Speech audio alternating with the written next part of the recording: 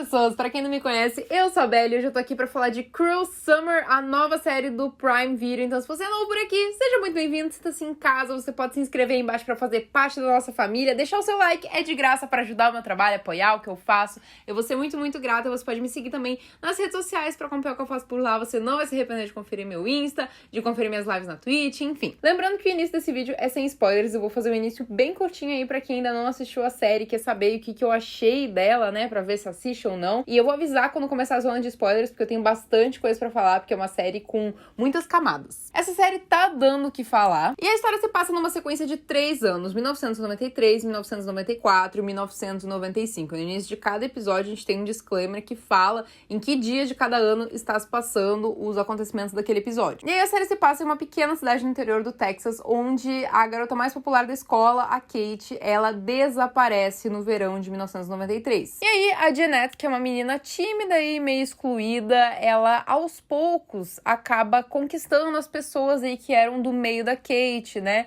Mais ou menos ela vai assumindo o lugar da Kate conforme vai passando o tempo. A coisa é que quase um ano depois do sumiço, a Kate reaparece, depois de ser mantida em cativeiro por um sequestrador. E além de tudo, ela tem um segredo que pode mudar a vida de todos ao seu redor, principalmente a da Jeanette, né, que meio que assumiu o lugar dela aí. Bom, pra começar, a série tem a Jessica Biel como uma das produtoras, né, o que explica o fato de muitas pessoas se relacionarem com The Sinner, né, essa série tem alguns elementos aí que lembram The Sinner mesmo, e provavelmente a Jessica quis se envolver com esse projeto depois dela ficar sabendo, né, do que se tratava e lembrar de uma das séries de mais sucesso que ela já fez na vida. E eu, que não curto muito o ritmo de The Sinner, já achei que Cruel Summer teve uma pegada bem legal, principalmente com a forma com que a série é organizada e editada. Os 3 anos aí de narração, eles são alternados. E muitas vezes as cenas se encaixam em match cuts, né? Que é quando a gente começa a cena em um local e termina em outro, que é conectado com algum momento chave, como por exemplo, ela tá virada na cama para esse lado aqui em 93, daí ela vira na cama para esse lado aqui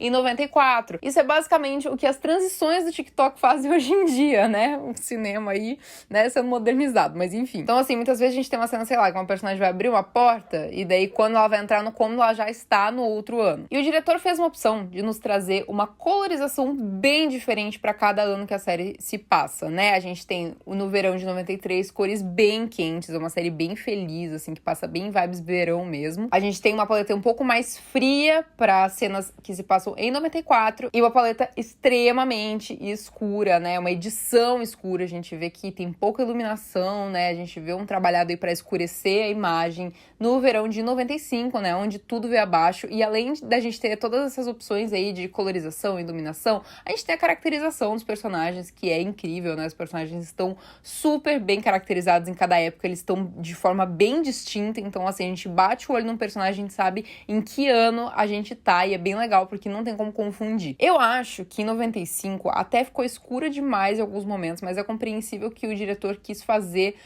um destoamento muito grande entre o 93, onde tudo tava lindo e colorido, e o 95, onde tudo tava um caos, sabe? Dá pra entender que ele tá entrando num buraco, então tudo bem. A história é organizada de forma com que a gente oscile aí entre as duas protagonistas, e a gente duvide e acredite da história de ambas. E apesar de eu ter as minhas desconfianças do que ia acontecer aí no final, eu ainda fui surpreendida no último episódio. E é isso que eu gosto. Os atores estão super incríveis no papel. Eu adoro o Froy Gutierrez, né? E eu fiquei muito feliz em ver ele na série. Inclusive, eu coloquei o Froy como meu elenco dos sonhos de A Mediadora. Por mim, ele seria o Paul Slater, mas enfim. Mas nossas duas estrelas, né? Olivia Holt e Chiara Aurélia, estão absolutamente fantásticas no papel delas. E elas têm papéis bem ambíguos, né? Que em um momento são mocinhas e em outro momento são vilãs. Cara, eu me diverti muito vendo Cruel Summer. Eu não vi o tempo passar, assim. Cada episódio gira em torno de 40 minutos. E pra mim foi muito rápido. Quando eu vi, acabava o episódio, eu queria ver outro.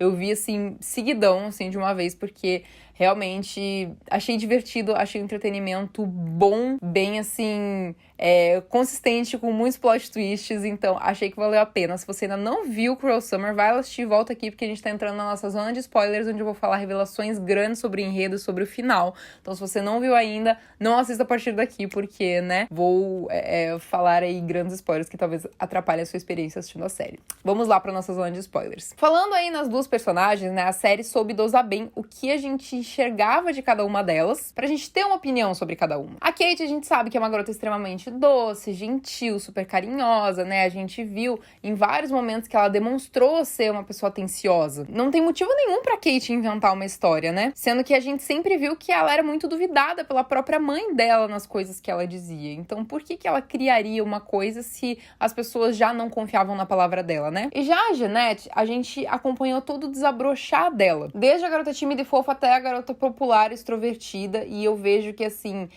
a Jeanette tem toda uma questão na casa dela, que a mãe dela ficava incentivando ela a ser quem ela não era, né, de fato. A Jeanette é uma personagem que nem sempre, quer dizer, por boa parte da vida, ela não se sentiu à vontade com ela mesma, com o próprio corpo, enfim. Ela nunca se sentiu o suficiente, sabe? E isso explica também a atitude dela no fim da série, né? Quando for falar disso, eu falo com mais detalhes sobre isso. Então, a gente acaba acreditando nas duas. A gente duvida das duas também. E a série é recheada de personagens mega interessantes, com construções super bem feitas. A gente tem um casal muito fofo no Vincent e no Ben, que tem dilemas perfeitamente normais para adolescentes, principalmente nos anos 90. E a gente tem todo um plot da família das duas, né? Que isso também é super interessante, né? A gente tem a família da Kate, né? Que tem uma fachada perfeita, mas na verdade esconde vários segredos da mãe da Kate. E na família da Jeanette, a gente também tem aí, né? Uma mãe que não tá totalmente feliz, porque ela tinha um sonho de ser comissária, ela não queria realmente ficar em casa sendo mãe de família e tudo mais. Então a gente tem todo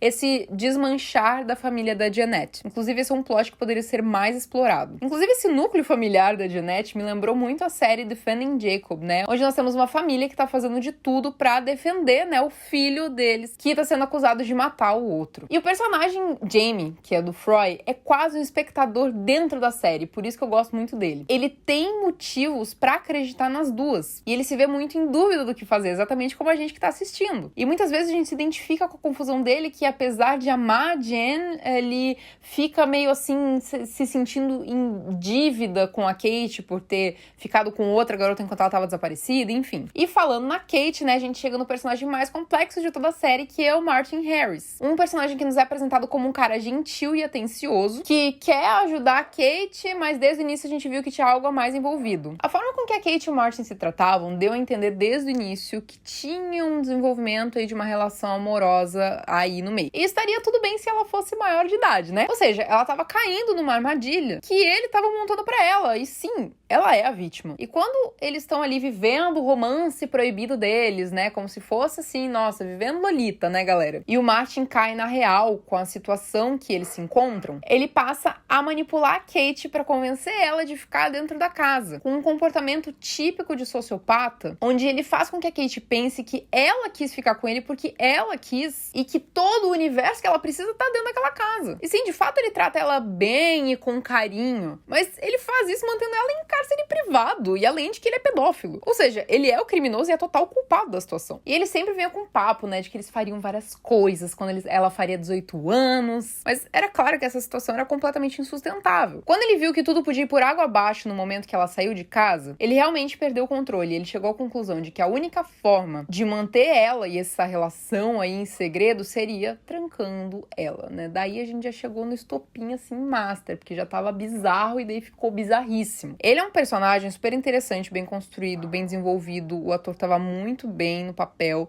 e é um personagem que ele é perturbado pelo passado aí do pai ter cometido suicídio, e ele tem um comportamento extremamente controlador que é disfarçado de cuidadoso. Inclusive, o comportamento dele me lembrou demais o Norman Bates de Psicose. Um rapaz tímido e com vários segredos que manipulava os outros. Óbvio que eles não sofrem do mesmo transtorno, né? Mas foi só uma semelhançazinha aí que eu enxerguei nos personagens mesmo, assim, mais no comportamento do dia a dia. E o ator lembra bastante o Anthony Perkins também. Eu gosto como a série traz temas que normalmente viriam na série Teen com outra visão. Por exemplo, além do Vincent e do Ben, a gente tem um crescimento desse amor aí entre a Kate e a Mallory. E o foco principal dos casais LGBTQIA+, não é a homofobia, como a maioria das séries, né? Eles têm um plot deles como casal e é isso. É uma história que envolve crescimento e amadurecimento. O Vincent acabou aí se afastando do Ben, né? O Ben se afastando do Vincent também por causa da questão do acidente dele, né? E além disso, por causa de todo o fato do Vincent ainda estar do lado da Janet, apesar de toda a cidade estar contra ela. Aliás, muito legal a amizade do Vincent e da Janet, o Vincent nunca desconfiou dela, né? É engraçado porque desde o início eu sempre acreditei na palavra da Janet e eu não sei bem porquê. Eu acabei escolhendo pra ficar do lado da protagonista, mesmo com ressalvas, e no fim das contas ela de fato não tinha visto a Kate lá na casa no momento que a Kate alegava que a Janet tinha visto. O que me levou a pensar num ponto. A Kate só perdoou a Mallory rápido desse jeito porque ela estava apaixonada por ela. Porque a Kate alegava com todas as letras que tinha feito contato visual, né, com a Janet, ou no caso com a pessoa que tinha visto ela dentro da casa. E quando a Mallory falou que ela não sabia que era a Kate simplesmente acreditou, acatou isso, falou, não, tudo bem, eu entendo.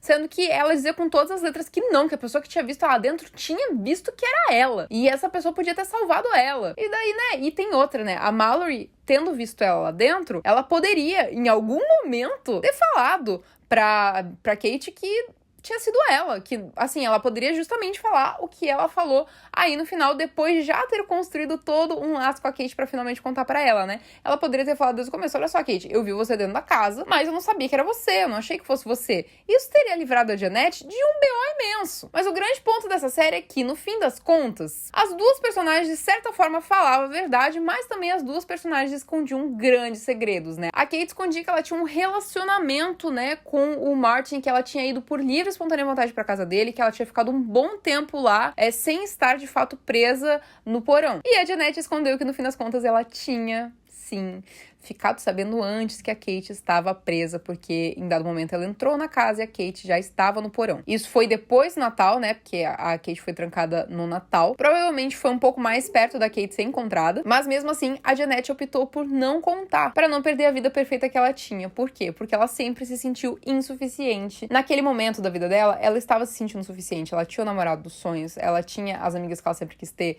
ela estava sendo popular na escola, enfim. E isso é bizarro, porque no fim das contas, a Janet realmente se recusou a ajudar a Kate. Ou seja, ela tava falando a verdade sobre não ter visto a Kate no Natal, mas ela sabia que a Kate estava lá. A série já foi renovada para uma segunda temporada, e eu particularmente fico preocupada com essa sequência. Eu achei a série absolutamente perfeita na primeira temporada. Ela tem uma história inteira, fechada, com um final incrível, que deixa a gente pensando sobre personagens que não são maniqueístas, né? A Kate não é inteira boazinha, a santa vítima, e também a Janet não é a boazinha santa vítima. Ela também tem coisas ruins nela, né? Ela também omitiu socorro, porque ela era uma personagem boa que se corrompeu pelo meio, que ofereceu pra ela tudo que ela nunca teve antes. Então, eu sinceramente não sei o que eles podem abordar numa segunda temporada. Será que eles vão continuar nesse caso específico ou vai acontecer alguma coisa pela cidade? Será que a gente vai ter mais aí do desenvolvimento do relacionamento da Janet com o Jamie, né? Já que eles voltaram, que ela fala na entrevista que ela tem um namorado muito que dá muito apoio pra ela. Será que eles vão encontrar alguma coisa do Martin Harris? Será que a gente vai ter um avanço temporal aí de 1 ou 2 anos? Será que a gente vai pra 96? Se continuar nessa história da Jen saber o que realmente aconteceu com a Kate, eu acho que vai ficar uma coisa meio maçante demais. Uma coisa repetitiva, sabe? Eu acho que a série se tornaria muito interessante se ela fosse uma antologia. Faria muito sentido pra história. Poderiam ser coisas que aconteciam naquela cidade, de repente. Eu não reviraria uma coisa perfeita, porque pra mim essa temporada foi perfeita. E a antologia daria pra gente ter cenários e visões diferentes. Vamos ver o que eles vão fazer. A criadora deu uma entrevista falando que ela pretende continuar desenvolvendo essa história. Então vamos ver aí que fios que ela vai puxar, o que ela vai fazer, quem que ela vai querer acusar. Porque, olha, sinceramente, por mim, isso era uma minissérie, porque eu achei perfeita, assim, eu fico triste se eles estragarem ela, eu vou ficar muito brava, mas enfim, vamos ver o que vai aí na segunda temporada de Cruel Summer. Me contem nos comentários se vocês gostaram dessa série. E é isso aí, um beijo pra vocês e até a próxima.